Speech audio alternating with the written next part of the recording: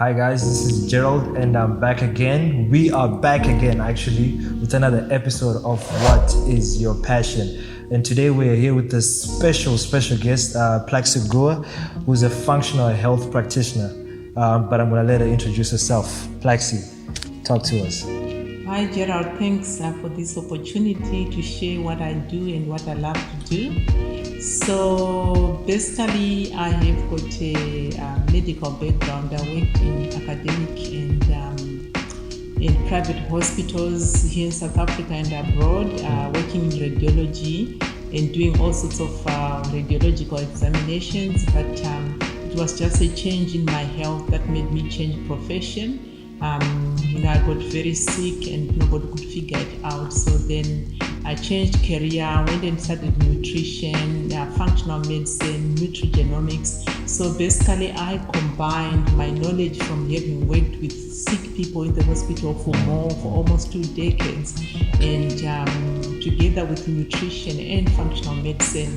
So that is the approach that I use when I'm helping other people that are in their journey to try and reclaim their health. Okay, that's very interesting. And I know personally that you're very passionate when it comes to what's called functional medicine, impairing functional medicine and functional nutrition. There's a topic that I really want us to dive into, insulin resistance. Some people don't know, or they might know what insulin resistance is, but I want to hear from you, like, what is insulin resistance? Okay, insulin resistance, I like to call it is the elephant in the room. Okay. Because basically it is the beginning of all these chronic conditions that people get.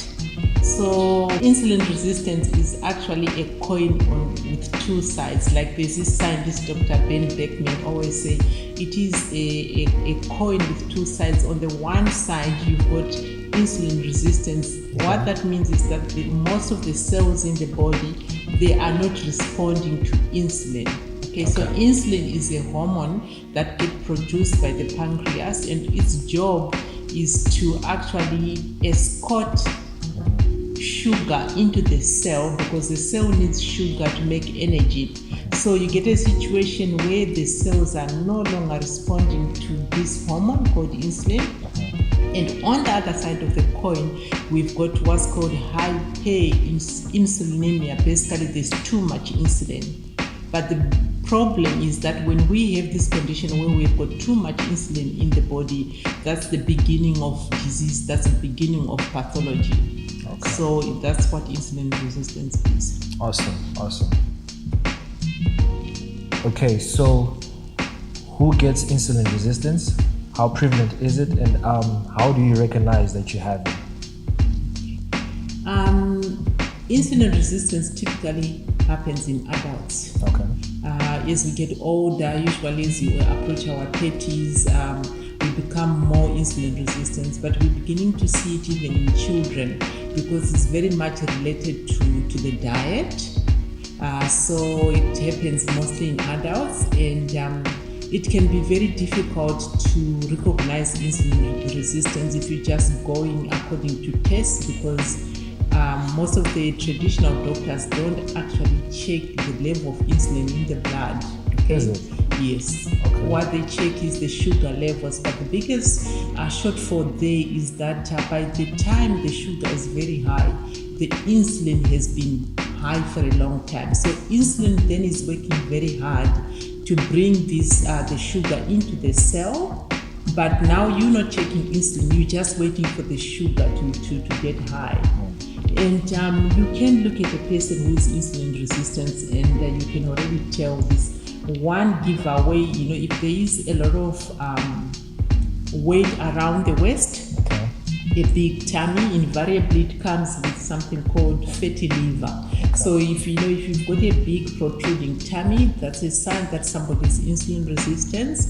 And if somebody is got what we call a blood sugar dysregulation, so in other words, that person, they always get very hungry. So in other words, they eat and then 2 hours later they are hungry. It's almost like they become hangry. They become hungry and angry because the sugar dips, so they're going up and down like that. But also when you look at the person, if you see people with these little tags, the skin tags, they're actually called the keratinocytes. That's a sign. So if you see somebody with those, there's no doubt that person is actually insulin resistant, because as they get more sugar, more insulin, they grow bigger. So that's another sign. And another sign, you can just do a measurement yourself. You check the waist measurement, the hip measurement. So you divide the hip measurement into the waist measurement. And if you are a man and that number is greater than 0.9, more likely you've got insulin resistance. And if you're a woman, if it's greater than 0.85, you're also most likely to have insulin resistance. And the other thing is, usually a person with insulin resistance also tends to be overweight. So if you see somebody who is severely overweight, obese, most likely there is insulin resistance going on there. But what I'm talking about is like the symptoms that you see, but in the long run, it's all these serious metabolic diseases, things like non-alcoholic fatty liver, even diabetes, and even hypertension. It's all got to do with insulin resistance. Awesome. Okay, so if somebody wants to reverse it, how do they go about it? Is there a way to reverse insulin resistance? What is there, and if there is, what is the way to go about it? How does one person go about doing that? So obviously the first step would be ideally to test to see how high is the insulin. Okay. Right? And then obviously then you come with a strategy that matches how severe the insulin resistance is. Okay. So the lifestyle is actually the most what I call the lowest hanging fruit.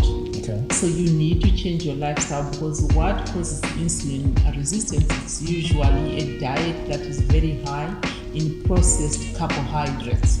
So think of anything that comes in the box, that looks very nice in the box, and it's got a barcode, and it has to be scanned and you take it home. So I'm talking things like cornflakes that come in a box. I'm talking about processed pastas that come in a box. I'm talking things like flour, all these processed carbohydrates. You need to get them out of your diet and start using, carbohydrates that are naturally, especially the carbohydrates that grow above the ground. Talking about gem squash, butternut, and pumpkin, that type of stuff, and also things like broccoli and cauliflower. Those are carbohydrates that can replace the processed carbohydrates. Okay, and then also we need to get movement as well. Movement is very, very important, because that's how we actually can soak this insulin when we move. So exercising, which is something that I know you are very passionate about. That's also very important. Also, the time that we eat is also important, because we tend to get more insulin resistance as the day goes in the afternoon. The best way would be to eat your carbohydrates. We are already assuming it's the right type of carbohydrates. So these have to be eaten, in the morning rather than just before you go to bed. So I see. Yeah. And so we can also use natural nutraceuticals that can help to bring down sugar, because when you bring down sugar, you bring down insulin.